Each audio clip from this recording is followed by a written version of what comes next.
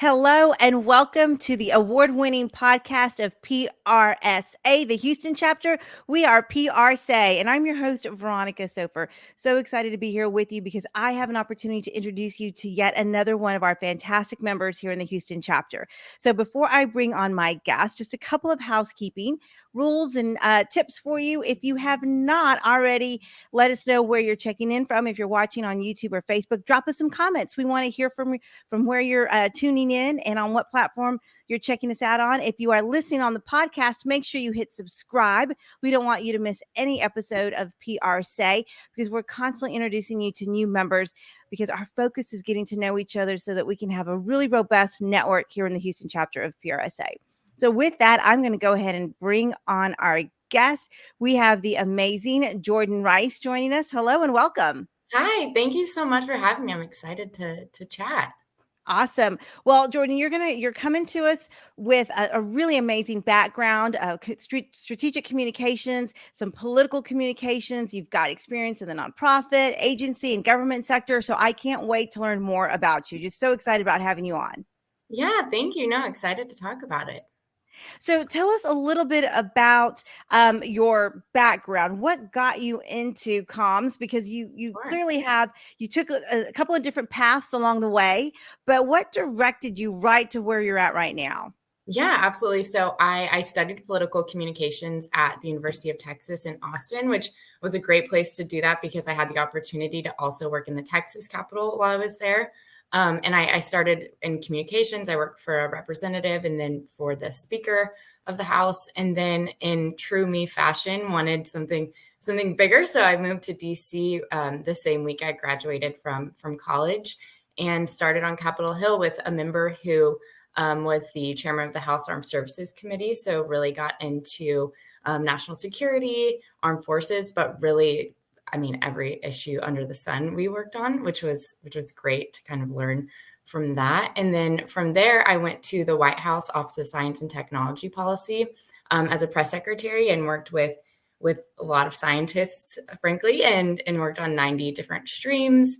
But again, in true me fashion, moved across the country again to Santa Monica, California, where I worked for a nonprofit in the veterans and first responders space. And now I'm back in Houston and I've been working for an agency out of DC remotely while here. But happy to be back where my roots are and trying to get more involved in the Houston community, which has been really fun and so many different characters of people, which I love about Houston. So yeah. Oh, for sure. And our chapter is great because we've got folks in all of the different spaces that you mentioned, plus oil and gas, plus education, plus healthcare. So you really get a breadth of knowledge when you're at our events. And so tell me, what are some of the I would say similarities in the political space? Because we're not in Austin, a lot of us who have worked in government space are quasi-governmental, like roads or infrastructure or maybe transportation or something like that. But there's probably a lot of similarities in the different spaces you have been in. Tell us a little bit about that. Yeah, absolutely. And I've actually talked to other PRSA members about this. I think as much as we don't want to admit it, the government touches so much and covers so much of what we do every day and what companies have the ability to do. So having that understanding of what the government touches, what politics have to do with the day-to-day news, especially, can affect any company. Oil and gas in particular is something that I know a lot of people in Houston are focused on, and the energy sector in general. Which is so affected by the government and what the government is talking about. Markets can shift based on one congressperson saying something or tweeting something. So, having your finger on the pulse of what's going on in not only Washington, but in Austin is so important. But as far as similarities go, the way a company is run is so similar to the way a political office or a government office is run. It has the same, I think of like a congressperson as being the CEO of the company and, chief of staff being a part of the C-suite. So definitely a lot of the same personalities, I would say, and a lot of the same day to day, but being able to kind of shift your your hat to whatever, and comms people are the best at that, right? Is like Yeah. wearing 400 different hats is very similar when it comes to corporate, nonprofit, or government communication. Yeah, for sure. And what do you think some of the challenges are, and especially in the political space? Mhm. Sometimes we assume the work is seasonal, at least maybe from an agency side, or we see in the work that y'all are doing, whether it's pressers or events or any of the media releases, those kinds of things. Is it really seasonal? Or is it just always a constantly flowing? What's the ebb and flow? I would say both. It depends on the year, right?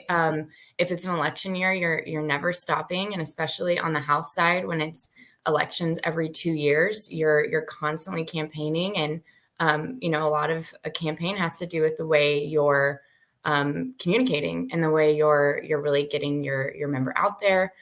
So it's definitely seasonal. Like right now, last week we were in try not to shut down the government mode. So things like Right. that are definitely seasonal, but some of it's just constant because of the 24-hour news cycle, because of what's going on around the world right now. I think it's you always, particularly for PR folks, you have to be on all the time. So Mhm. yes, seasonal, but really it's like you got to be ready. You gotta be ready all the time, right, which is so true. And so tell us a little bit about some of the things, that young people going into this space might be thinking about.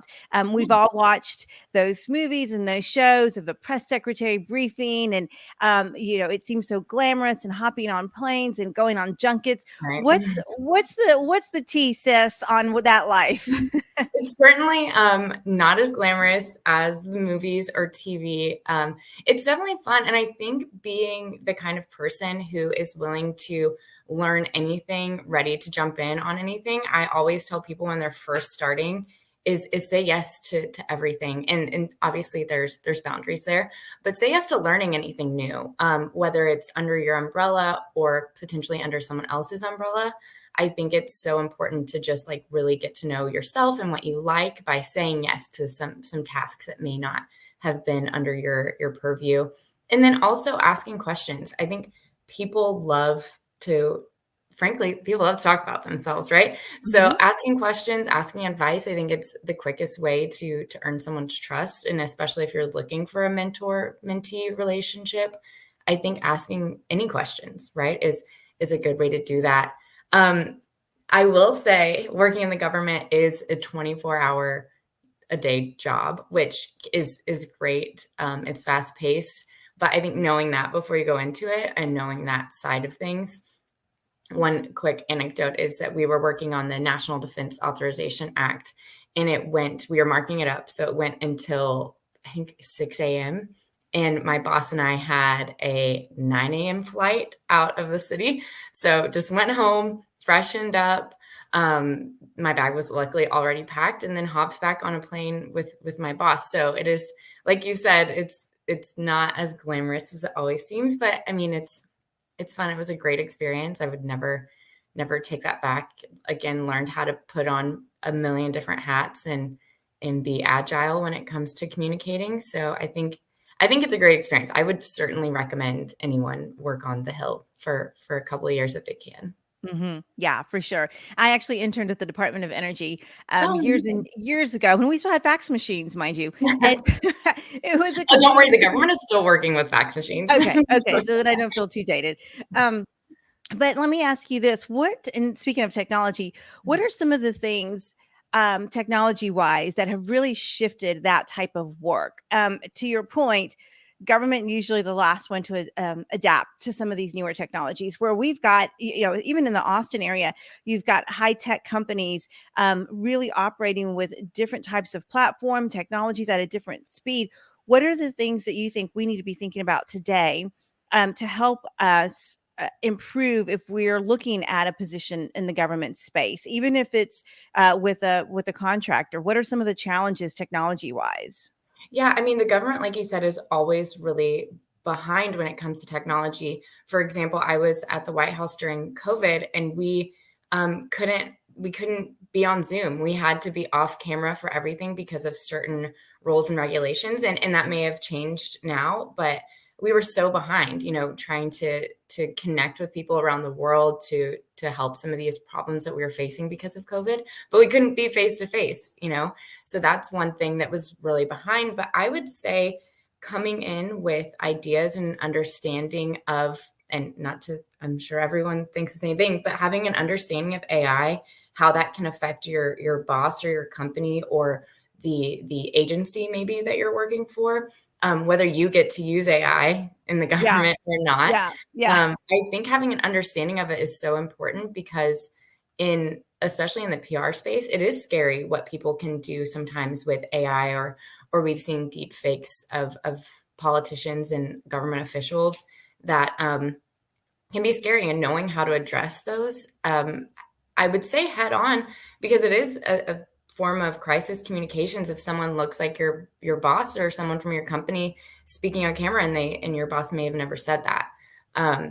So really having an understanding of what people can do and how you would address something like that. Again, especially working for someone who's a government official, who can be copied, their face and their voice. It's wild. So just knowing how to address those things. And I would also say is knowing how to talk about technology and emerging technology and innovations is really important, because it's tough, right? Yeah. They're brand new products. Sometimes you may not have a science or tech or engineering background, but knowing how to not only talk about that technology, but know how to speak to people, to anyone from any background, to learn from them about how to speak about it, the people who are producing these technologies. And I think that's really important, and something that science and tech can always use the help of PR people to talk about their product.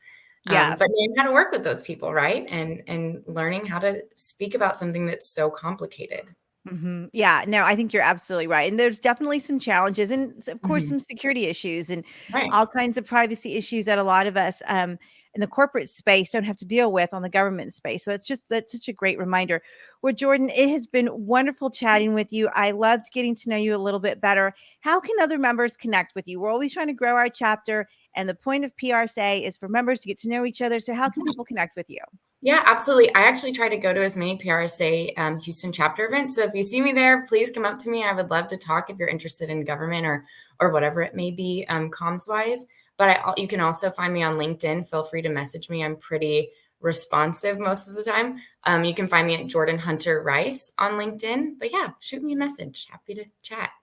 That would be awesome. All right. Well, we look forward to connecting for sure. We love that our members are very excited about learning more about each other. So I'm sure that we will be seeing each other soon in person. Yes. Yeah. Maybe the holiday party. That sounds great. I'll be there. All right, Jordan. Thank you so much. Have a great Thank one. you. Thank you. You as well. All right, that wraps up this episode of PRSay. Please connect with Jordan. She's Jordan Hunter Rice on LinkedIn. All the links will be in the show notes. Great insight, great similarities that we talked about in the different spaces that we're in. At the end of the day, as strategic communicators, we are all about networking and making sure that we are providing amazing communication, media support, event support for our clients. So thank you to Jordan for sharing her insights. With that, I'm going to wrap up this episode. Make sure you hit subscribe on your podcast platform. We don't want you to miss any episodes of PRSay. If you are watching on Facebook or YouTube, drop us some comments because we want to say hello, especially if you're catching the replay. So just hashtag replay. And with that, we'll end this episode until we